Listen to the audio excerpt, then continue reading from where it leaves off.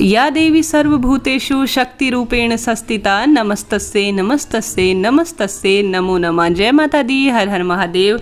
अश्विन माह की प्रतिपदा तिथि से जो कि नवरात्रियां आरंभ हो जाती हैं, उसकी संपूर्ण जानकारी आज इस वीडियो में लेंगे। कब शुरू होंगी, अष्टमी नवमी तिथि कब रहेगी, वह अन्य महत्वपूर्ण जानकारियां आप सभी को देने का प्रयास करूंगी। जैसे कि हम सभी जानते हैं, साल भर में 4 नवरात्रियां पड़ती हैं, 2 गुप्त रूप से होती हैं और माता रानी की 2 प्रत्यक्ष रूप से नवरात्रियां मानी जाती है।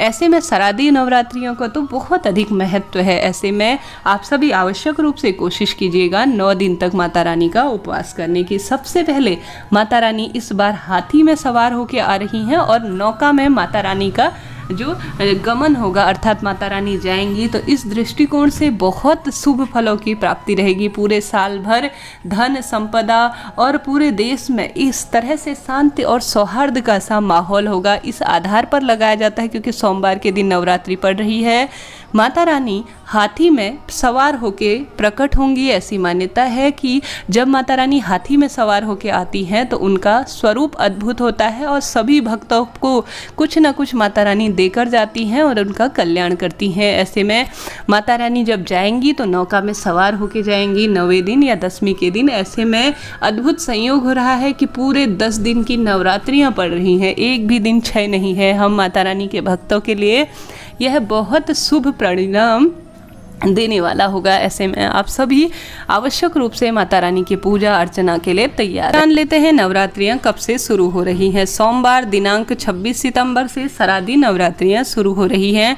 5 अक्टूबर के से जो है 10वीं तिथि आरंभ होगी, अर्थात दशहरा होगा। इस तरह से 26 सितंबर से शुरू होकर 5 अक्टूबर तक शारदीय नवरात्रियां चलेंगे। ऐसे में आप व्रत पूजा पाठ इन दिनों करें।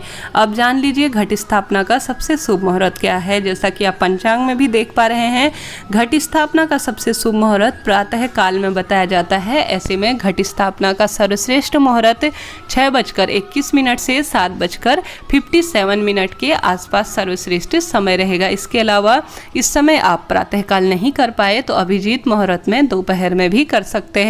11:55 से 12:42 के आसपास अभिजीत मुहूर्त घट स्थापना का हो रहा है। इन 2 शुभ मुहूर्तों में बहुत शुभ फलों की प्राप्ति होती है। ऐसे में आप सभी में माता रानी की विशेष पूजा अर्चना इन दिनों इस समय पर करने का प्रयास करें। अब कैसे करना है, सबसे पहले आप ज्वारी इत्यादि बोते हैं तो उसकी तैयारी आप सभी को पहले कर लेनी होगी।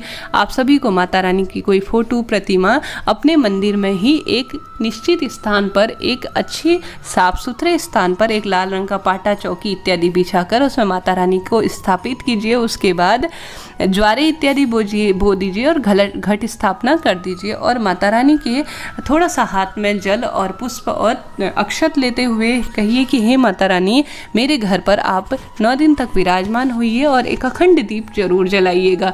अगर आप अखंड दीप जलाने में असमर्थ हैं और साथ ही ज्वारे इत्यादि नहीं बोते, सामान्य रूप से व्रत करते हैं, तो माता रानी की चौकी स्थापित कर लीजिए और एक दीपक सुबह शाम अलग से माता रानी का पूजा के स्थान पर लगाने का प्रयास करें। हालांकि आप एक दीप लगाते ही होंगे, परंतु 9 दिनों में एक अलग से दीप लगाने का प्रयास करें।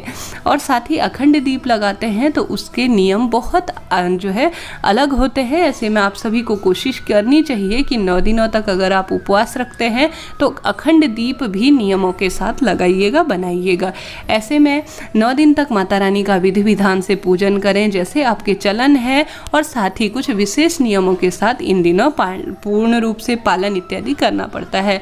पूरे 9 दिनों तक आप माता रानी का पूजन करने के बाद अष्टमी या नवमी तिथि के बाद थोड़ा सा बहुत अधिक हवन पंडित जी इत्यादि को बुलाकर करवा सके तो बहुत अच्छी बात है, नहीं तो सामान्य रूप से आप हवन कर सकते हैं, अपने व्रतों को विराम दे सकते हैं और कन्या भोज 9 कन्याओं को भोजन करवाकर उन्हें कुछ श्रृंगार की सामग्रियां भेंट कर अपने व्रत का पारण करें। माता रानी अपने सच्चे भक्त की हर एक तरह से की गई पूजा को स्वीकार करते हैं। आवश्यक नहीं है, बहुत अधिक आपसे नहीं हो पा रहा है तो कोई पूजा की ऐसी दिक्कत की बात नहीं है। सामान्य रूप से भी आप माता रानी के इन 9 दिनों में उपासना कर सकते हैं। माता रानी जरूर फल देती हैं। इस तरह से यह नवरात्रि से संबंधित आप सभी को जानकारी मैंने देने का प्रयास किया। वीडियो मददगार रहा हो तो चैनल को लाइक शेयर और सब्सक्राइब जरूर करें। हर हर महादेव, जय माता।